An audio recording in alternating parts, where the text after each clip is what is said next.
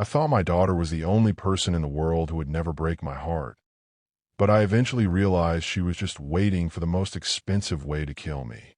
I remember the exact moment the air left my lungs, the moment I realized that while I was limping through the house, clutching the railing just to make it to the kitchen, my daughter was lying on a heated surgical table, trading my ability to walk for a more symmetrical profile. I opened that thick, white insurance envelope with hands that were already shaking from the chronic pain I've been enduring for 3 years, waiting for the authorization for my own total knee replacement.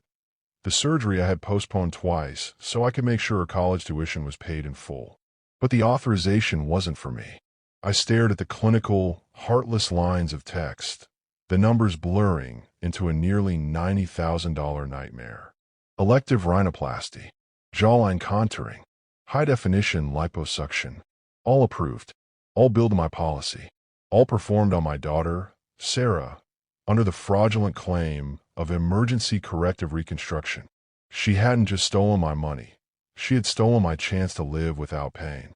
The envelope slipped from my fingers and landed on the kitchen floor, and I stood there staring at it for what felt like hours, my knee throbbing with every heartbeat. If you've experienced something similar, I would really appreciate it if you leave the word betrayal in the comments. Subscribing also helps me continue sharing stories. Thank you. For weeks after I found that bill, I lived in a state of suspended animation. I didn't confront her immediately. I couldn't. I spent those days in a fog of disbelief, watching her from across the dinner table as if she were a specimen under glass. I watched the way she touched the bridge of her new nose with a delicate, practiced vanity, her eyes constantly darting to any reflective surface, the toaster, the window, the back of a spoon.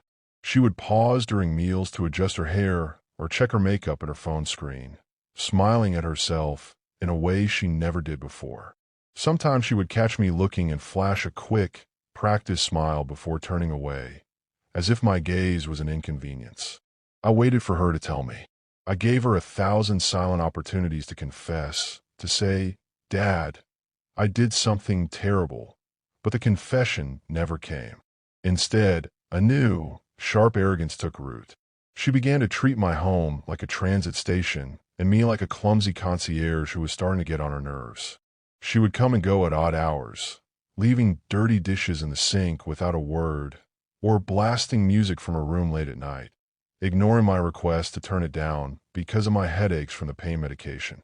One morning I found her favorite coffee mug, pink, with a gold rim, left half full on the counter overnight, the contents cold and ringed with lipstick. I washed it without comment. One rainy Tuesday, the reality of her choice hit home in the most visceral way.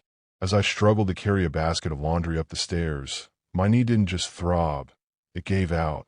I gasped as a white-hot spike of agony shot up my spine, and I slid down the steps, the plastic basket cracking against the wall and scattering my old, worn towels like white flags of surrender.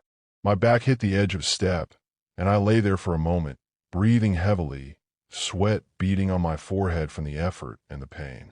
Sarah came out of her room, not to reach out a hand, but to sigh. She stood at the top of the stairs, looking down at me with a mixture of pity and disgust that made me feel smaller than the dust on the floorboards. She crossed her arms, her nails painted a bright red that matched her new lipstick. "God, Dad, you're so dramatic," she said, her voice dripping with a cold, New York upper crust accent she hadn't possessed 6 months ago. "You're always playing the victim. Honestly, this is why Mom left you. You're just bitter because you've spent your whole life being a boring, useless nobody, and now you're jealous because I'm actually doing something with myself. You don't need a new knee. You need a new personality. You're just a weakling who likes to complain." She rolled her eyes and turned away, her footsteps echoing as she walked back to her room. I stayed on that step long after she went back into her room and slammed the door. I sat there in the dim hallway, the hum of the refrigerator the only sound in the house. Eventually, I dragged myself to my feet using the banister, each movement sending fresh pain through my leg. I shuffled to the living room, lowered myself onto the floor in front of the low coffee table, and just sat there with my back against the couch. I made a cup of tea, weak, the way I always drink it, and held the warm mug in both hands while the rain tapped steadily against the window. I watched the drops race down the glass, blurring the streetlights outside, and listened to the soft drip from the gutter. For nearly an hour I stayed like that, the tea cooling untouched until it was barely warm, the house quiet except for the weather and the occasional creak of the old floorboard settling. Later that same evening, after the rain had eased to a drizzle, I was still on the floor. I had pulled an old blanket over my legs and opened a book I hadn't touched in months, but I wasn't really reading.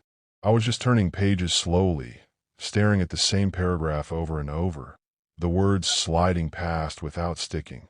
The clock on the wall ticked past 9, then 10. Sarah's door stayed closed the whole time. No apology, no check-in, nothing. Just the rain and the quiet. I realized then that I wasn't looking at my daughter anymore. I was looking at a predator who had been feeding on my life for 24 years. I didn't rush my revenge. I knew that for a hit like this to land, it had to be a slow, freezing winter, not a flash of heat. I spent the next few days gathering my thoughts, making notes on a small pad about every suspicious action I could recall, like the time she asked for my computer password under the pretense of helping with bills. I also started keeping a simple log of dates and times she used my laptop when she thought I was asleep, and I quietly changed the password to something she couldn't guess. I let her enjoy her new life for another 2 months. I watched her social media stories like they were a daily briefing from enemy territory. One post in particular stayed with me, a live Q&A titled Investing in Excellence. She leaned into the camera, her skin glowing under soft ring light, and told 3,000 strangers, "A lot of you ask how I stay so positive. It's about cutting off stagnant, negative energy, even if it's family. Some people are just anchors, you know? They want to keep you down in the mud because they're too lazy to climb." She smiled directly into the lens, confident and polished, as if she had rehearsed the line. I watched her celebrate a brand partnership at a beach resort, sipping cocktails paid for by the emergency credit card I had given her for safety. I watched her find a wealthy boyfriend who matched her vibration. I waited until she was at the very top of her mountain of lies. I waited until the day she signed a lease on an apartment she couldn't afford, banking on my continued silence and my insurance to cover her recovery costs. She even posted a photo of the keys to the new place with a caption about leveling up. That same week, she asked me casually over breakfast if I could spot her a few hundred for moving expenses, promising she'd pay me back soon. That was the night the silence ended. The collapse didn't start with a scream. It started with a series of quiet, digital clicks. While she was at a high-end rooftop bar, celebrating her new beginning, I sat in my armchair with an ice pack on my leg and systematically dismantled her world. I clicked cancel on the supplementary cards. I removed her from the phone plan. But the real blow was the phone call to the insurance fraud hotline. I didn't just report a claim. I provided a meticulous digital folder I'd spent weeks compiling. The logs of her forging my electronic signature from my home computer while I was asleep, the metadata on the reconstruction photos she had faked, and the recorded dinner conversation where she mocked my weakness. I had set up a small voice recorder app on my phone during one of our meals, capturing her exact words about my condition. I made the paper trail a noose that was perfectly fitted to her neck. After the call, I double-checked every file I sent, making sure the timestamps and details were accurate. The first text came at 11:30 p.m. "Dad, bank error? My card's not working. Fix it." I didn't reply. At midnight, "This is so embarrassing. My boyfriend had to cover the whole tab. Answer me." I watched the 3 dots appear and disappear for 20 minutes. At 1 a.m., "Dad, I'm serious. Why is the phone data off? I'm stuck here. What's going on?" She sent more messages after that, escalating from questions to demands, including photos of her declined card receipts and screenshots of angry calls from the bar staff. I let the silence stretch for days. I let the silence become a wall she couldn't climb over. By Monday, the irritation turned into a frantic, ugly realization. The insurance company had flagged the $90,000 claim. The clinic's billing department, once so polite, began calling her every hour. Their tone had shifted from "Welcome, Sarah," to "Where is our money, Sarah?" She started getting emails and voicemails, which she forwarded to me in panic, but I ignored them. The connected "boyfriend" evaporated the moment the word "fraud" was whispered. Image was everything to him, and her image was now tied to a felony investigation. He blocked her on all platforms, and she posted vague stories about fake people before deleting them. She tried calling me directly several times that week. I let each one go to voicemail. I'd be grateful if you leave a comment and tell me where you're watching from. Subscribing would also mean a lot. Now, let's continue. The desperation peaked a month later, at 2:13 a.m. My phone vibrated, a haunting, low hum in the dark. It was a voice message. "Daddy, please," she sobbed, and for the first time, I heard the crack in the mask. "I'm scared. The police called. I only did it because I was tired of feeling average, Dad. I was tired of feeling invisible. I didn't think it would hurt you. Please, I'm your little girl. Help me. They're talking about felony charges. I have nowhere to go." She left more messages after that, detailing how her landlord was threatening eviction, how she had lost her job because of the stress, and how friends had started distancing themselves when the rumors spread. I sat in the dark, my thumb hovering over the call button. For one agonizing minute, I considered calling the insurance company to take it all back. I imagined her sitting alone in a cold holding cell, and my heart ached with the old, familiar instinct to protect the child she used to be. My finger trembled over the screen, but then I looked at my leg. I remembered the woman who was willing to let me keep postponing my surgery, willing to let me live in constant, grinding pain, while she perfected a profile she thought would save her. I remembered her telling me I was the reason her mother left. I thought about the doctor visits I skipped, the pain pills I rationed, and the nights I couldn't sleep because of the ache. I deleted the message. The true climax of this story wasn't her begging. It was my recovery. 6 months later, I was finally in physical therapy after using the remains of her college fund to pay for the surgery the insurance wouldn't cover. I remember the smell of the sterile gym, the sound of other people struggling alongside me. My leg was trembling, the muscles weak from years of being an anchor. The therapist let go of my arm, and I took a step, then another. The tears that came weren't from the sharp sting of the incision, but from a sudden, overwhelming sense of freedom. I wasn't just learning to walk again.